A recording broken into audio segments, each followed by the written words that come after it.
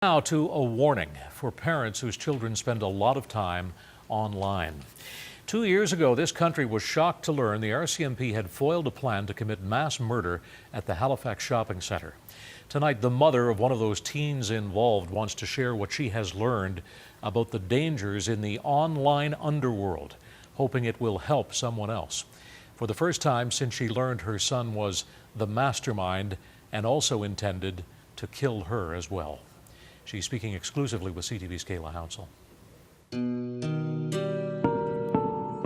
The courts called James Gamble a social outcast, fascinated by death, morbidity, and mass murder. But to his parents, he was a lovable boy who grew into a troubled teen. I know in my heart who Jamie really was. I do. And I can't explain what happened to him. His mother now draws comfort from the mother of the teen her son idolized, the mother of Dylan Klebold, notoriously known as a Columbine shooter. So many questions and so many that I had, she had, and were answered in her book. According to an agreed statement of facts read in court, Cody's son, James Gamble, planned a massacre at the mall with the goal to kill as many people as possible. For nearly 2 years, she hoped he was the one who called Crime Stoppers, thwarting the attack before killing himself. But just over 3 months ago, as she sat in a Halifax courtroom, she learned her son was the mastermind. It was horrendous.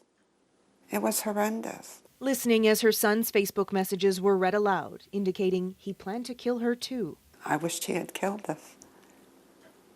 She says she's since gained strength from God and turned her attention to warning others. I wish I had known then what I know now, but there was no way that I could have. I didn't know what to look for. I didn't know what I didn't know. I didn't know what was out there. And there's a great deal out there that many don't think about.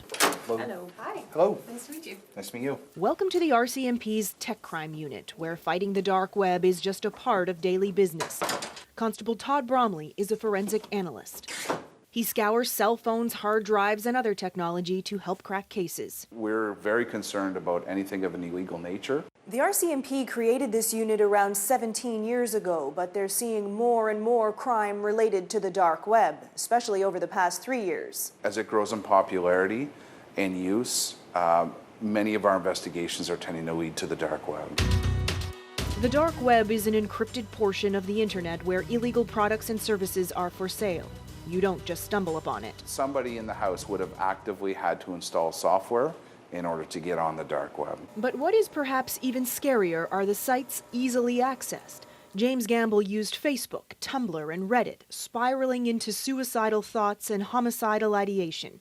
His parents had no idea. I was on his Facebook. He was on my Facebook. I didn't see anything. And not because they didn't ask. He wasn't outgoing. He was bullied. He didn't fit in. What role, if any, do you think all of that played in what he began to explore online? It was like a perfect storm. I think it was just everything.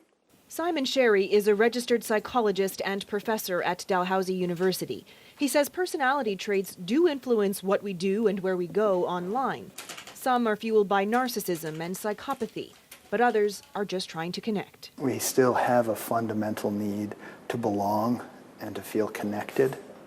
And when you feel alienated but you want connection, you go searching for that connection. Patty Cody thinks that's what happened to her son. It had to start somewhere. I don't know. I don't have the answers as to what came first. She's encouraging parents to be aware of what their kids are doing online. I mean, you may think, oh, they're online with their friends. I know he played games online.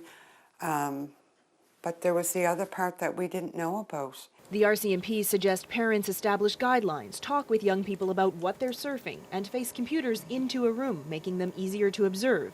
Internet monitoring devices released within the past year might also help. If the content is deemed of an inappropriate nature, the device will cut off the internet stream and prevent them from viewing it. Patty Cody doesn't condone any of the activity her son was involved in, but she is trying to move forward. You can't change it. We can't change it for us. I just love to help someone else. She is adamant. If it happened to her son, it can happen to anyone. And this case is still working its way through the court system. An American woman James Gamble met online is set to stand trial in Nova Scotia in May. Gamble's best friend, Randall Shepard, pleaded guilty to conspiracy to commit murder in November, Steve. He was sentenced to 10 years in prison. Very revealing. Kayla, thank you very much. You're welcome. CTV's Kayla Hounsell leading us off tonight.